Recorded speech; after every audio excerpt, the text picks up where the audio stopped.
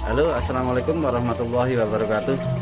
Selamat siang, selamat beraktivitas. Semoga diberi kesehatan, keselamatan, dan kelancaran rezeki dalam aktivitas apapun. Baik, masih seputaran pertanian ya. Saya mau mengulas tentang pupuk Biosaka, yang mana Biosaka ini memang hasilnya luar biasa, sangat bagus, dan saya sudah membuktikan itu di pertanian porang, cabai, terus itu memang luar biasa sekali. Makanya saya mau berbagi dan memberi informasi kepada teman-teman petani semua, biar petani-petani teman-teman kita itu bisa tahu dan bisa menghemat biaya perawatan untuk tanaman-tanaman yang kita tanam dan yang kita rawat. Biosaka adalah pupuk yang gampang kita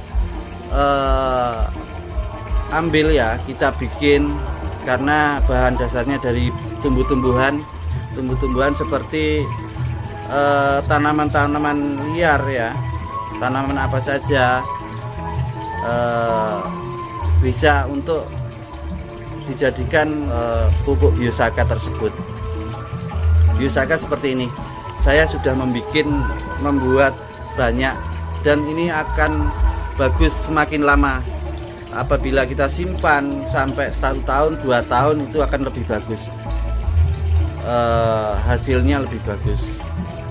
Dan mari kita lihat cara membuatnya dari ulasan dari Bapak Ansar yang menemukan Biosaka ini. Baik, kita simak ya, kita simak ulasan-ulasan dari Pak Ansar. Dan mohon maaf Pak Ansar, saya membagikan video-video Pak Ansar dan tentang Biosaka biar petani-petani itu tahu. Semoga bermanfaat, dan mohon maaf sekali saya menyebarkan video-video Biosaka. Terima kasih. Yuk kita lihat.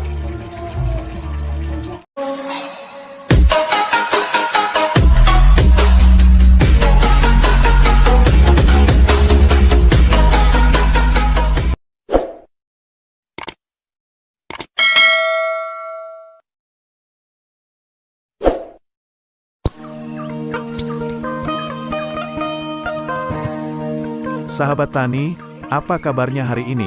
Semoga selalu diberikan kesehatan dan dilancarkan rizkinya serta dimudahkan segala urusannya, amin.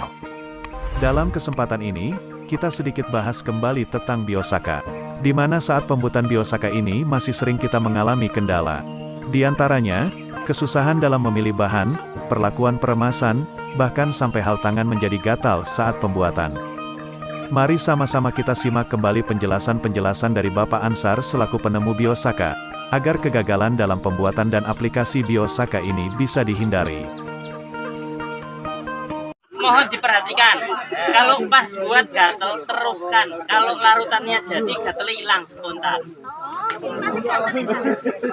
Jangan kalau pas buat gatel ya, di tangan gatel terus berhenti, itu bisa 3 hari lenahan. Tapi kalau larutan itu jadi ya, teruskan. Kalau larutan itu jadi homogen, gatelnya langsung hilang. Ya, tapi kalau dilanjutkan saja pas jadi homogen, itu gatelnya hilang. Hampir semua rumput potensi gatel ada. Nah, tales, daun tales, sente itu juga gatel. Terus kalau rumput yang gatel banyak. Bila saat meremas tangan terasa gatal, jangan berhenti. Itu penjelasan dari Pak Ansar. Karena, bila berhenti gatalnya akan terasa bisa sampai 3 hari. Namun bila diteruskan sampai jadi homogen, rasa gatal tersebut akan hilang. Kalau ada orang menjual zat kimia seperti itu, tapi rakyatnya bisa membuat sendiri, kenapa harus beli? Dan itulah pentingnya sekarang kita roadshow di sini, mengajari setiap desa, setiap kecamatan, setiap kabupaten, supaya mampu membuat sendiri, sehingga yang menjual-jual itu nggak.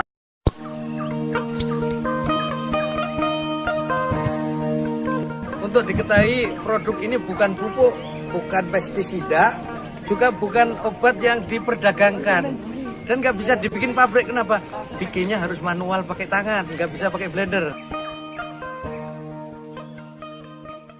Penting untuk diingat, kunci utama untuk berhasil dalam pembuatan Biosaka yaitu pada pemilihan bahan. Tadi itu tak bilang, sedikit saja kesalahan bahan bukan tidak bisa menjadi Biosaka, tapi menjadi pemicu. Jadi Biosaka tapi jadi pemicu untuk sakit. Misal ada jamur, jadi kita bisa jangan-jangan malah nyemprot bibitnya jamur. Ada hama, kita indikasi bahwa tanaman itu sudah menarik hama. Takutnya tanaman budidaya kita itu mengeluarkan sinyal yang menarik hama.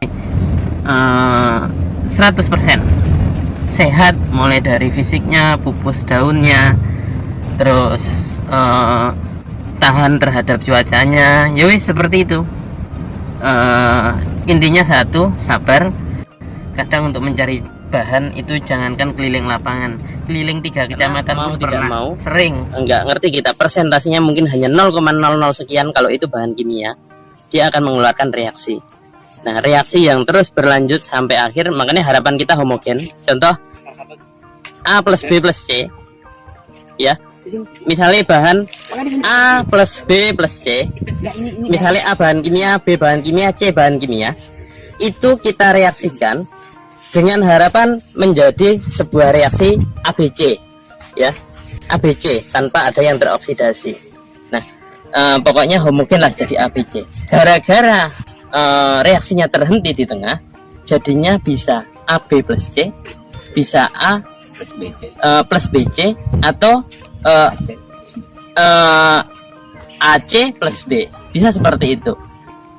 Ini logika-logika di reaksi kimia. Kenapa kita tidak boleh terhenti? Kenapa tidak boleh ganti tangan? Ganti tangan itu perubahan suhu juga mempengaruhi. Apalagi pindah tempat, atmosfer yang ada di dalam ember itu tiba-tiba bereaksi dengan udara, itu juga berbeda. Saya indikator melihat tanaman itu beradaptasi dengan cuaca itu di pucuknya. Jadi pupus itu nanti akan kaku tidak, akan menguning tidak, akan nguncup dia, nggak mau ini, itu kita di pucuknya. Itu Biosaka yang paling harus ditekankan itu adalah pemilihan bahan. Jadi kalau nyari bahan Biosaka itu sebaiknya jangan waktu hujan atau habis hujan langsung cari. Karena ketika kena hujan, tanaman itu kelihatannya bagus semua. Kadang yang keserang hama, hamanya jatuh ke bawah. Karena asumsinya bagus semua karena kena hujan. Ternyata setelah ada panas, yang kena hujan tadi bagus, ada hama, terus ternyata nggak tahan panas. Kenapa petani ada yang gagal panen?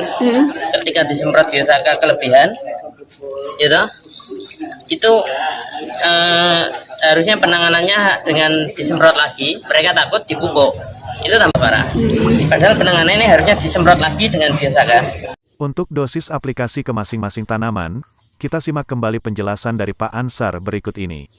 Untuk dosis di jagung itu 40 sampai 50 mili. Padi?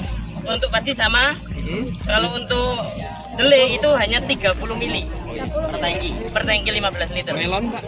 Melon hanya 10 mili. Oke. Bawang merah? Untuk padi 40 sampai 50. Bawang merah, Pak? Bawang merah hanya sekitar 20 mili. Kalau untuk bawang merah di awal tanam itu sekitar 10 mili. Setelah umur 1 bulan ke atas itu 20 sampai 25 mili. Dalam pembuatan Biosaka, tidak boleh di blender ataupun ditumbuk. Jangan banyak tangan, maksudnya jangan berganti-gantian meremasnya. Jadi dengan harga pupuk kita yang begitu mahal sekarang, kita tidak hanya mengeluh. Sekarang sudah ada teknologi yang bisa disampaikan. Harapannya petani mencoba, kalau kurang bagus ditanya, diperbaiki. Sehingga harapan kita datang ke sini itu adalah supaya petani itu pendapatannya naik. Kenapa? Karena pengeluarannya berkurang. Untuk cara aplikasi penyepraian yang benar sebagai berikut. Kalau ada yang telaten, kayak gini malah boleh. Di bawahnya. Langsung di bawah. Dia nggak boleh itu kayak gini. Nah, kayak gini malah nggak boleh. Penyepraian harus jauh dari pucuk tanaman, cukup kabut mengikuti arah angin. Bila tidak ada angin, ujung sprayer dibalik menghadap ke atas, minimal jarak 50 cm dari pucuk tanaman. Setengahnya ke atas kalau lagi nggak ada angin. Ke atas tuh gitu. Nah. Wah, berarti wong tani kayak kleru, Enggak, khusus biosaka begini, nek lain biosaka bebas. Jadi ini sesuai petunjuk Bapak Menteri, saya di challenge, penyuluh seluruh petani di challenge harus berimprovisasi, harus kreatif, harus berinovasi. Hari esok harus lebih baik, harus ada perubahan. Pak Menteri nggak mau linear-linear.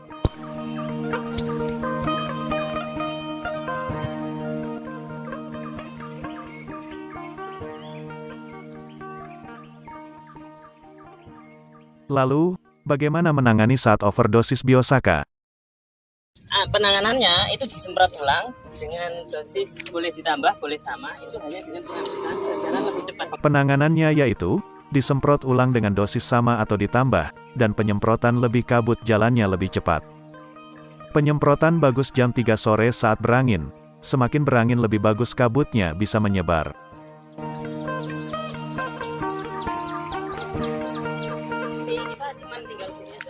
Tuh, lihat tuh. Nah, dari sini udah sampai ke sana tuh.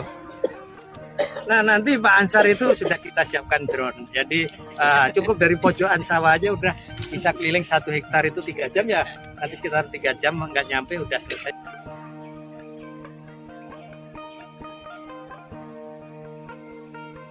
Meremas nggak bisa pakai itu loh. Nggak bisa pakai blender, harus manual tangan. Ini karena apa? Di sini kan beda ada ininya. Jangan khawatir, ini nanti rumput juga banyak, tapi tanaman tetap hidup terus. Ya, nggak apa-apa. Kalau bisa bikin sendiri bahan-bahan sekelas gini, kenapa mesti beli? Efisiensi biaya petani nggak akan ngeluh. Petani tangguh, kuat.